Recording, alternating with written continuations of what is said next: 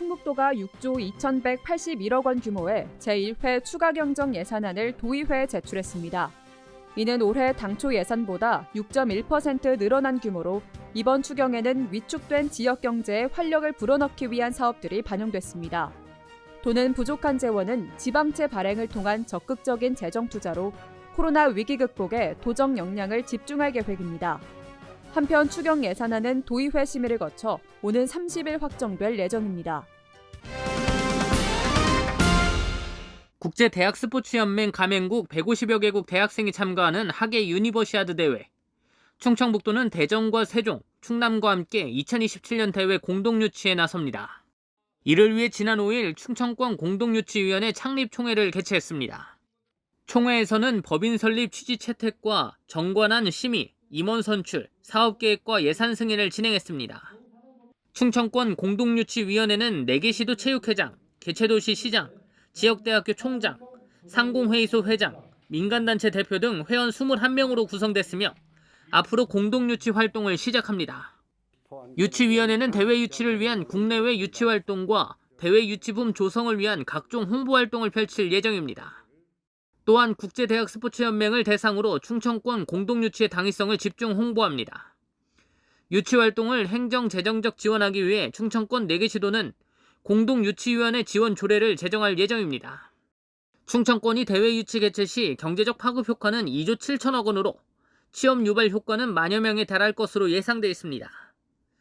충청북도는 이번 대회 유치를 통해 충청권 4개 시도의 스포츠 시설 인프라가 확충될 것이라며 주민들의 많은 성원을 당부했습니다. CBI-TV 신국진입니다.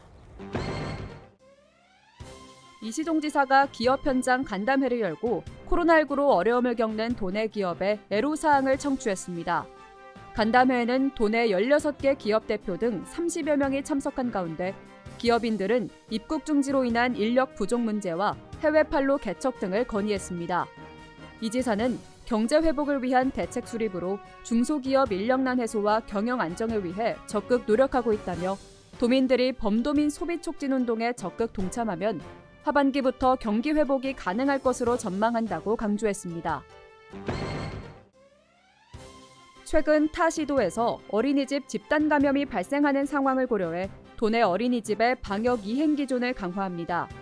도는 최근 충북 어린이집 연합회와 논의를 거쳐 소풍 등 외부 행사를 전면 금지하고 학부모 동의하에 진행하는 체험 활동도 타 지역으로 이동을 금지하기로 했습니다. 또한 보육 교직원뿐만 아니라 어린이집과 계약해 일하는 특별활동 강사들도 월 1회 유전자 증폭 검사를 의무화하기로 했습니다. 봄철 기온 상승으로 조기에 모기가 발생할 것을 우려해 모기 매개성 가축 전염병에 대한 예방접종을 실시합니다. 도는 예방 백신 20만 2천 마리분을 축산농가에 공급해 4월 중 접종을 마무리할 계획으로 가축 밀집 지역과 인구 조밀 지역을 중점 접종할 예정입니다.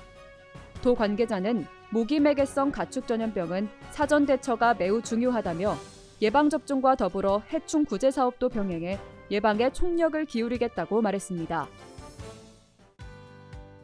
알림마당입니다. 음성군이 공영개발로 추진 중인 대소면 삼정지구에 아파트 1000여 세대가 건립됩니다. 군은 계룡건설과 2025년 입주를 목표로 삼정지구에 1000여 세대의 아파트를 짓는 업무 협약을 체결했습니다. 보훈군이 아동학대를 막기 위해 긴급 신고 전화를 운영합니다. 전화는 24시간 가동되며 신고가 접수되면 경찰과 함께 출동해 현장 조사를 진행하고 아동 안전 확보를 위한 응급 조치가 이루어집니다. 재단법인 옥천군 장학회가 상반기 장학생 선발 계획을 공고했습니다.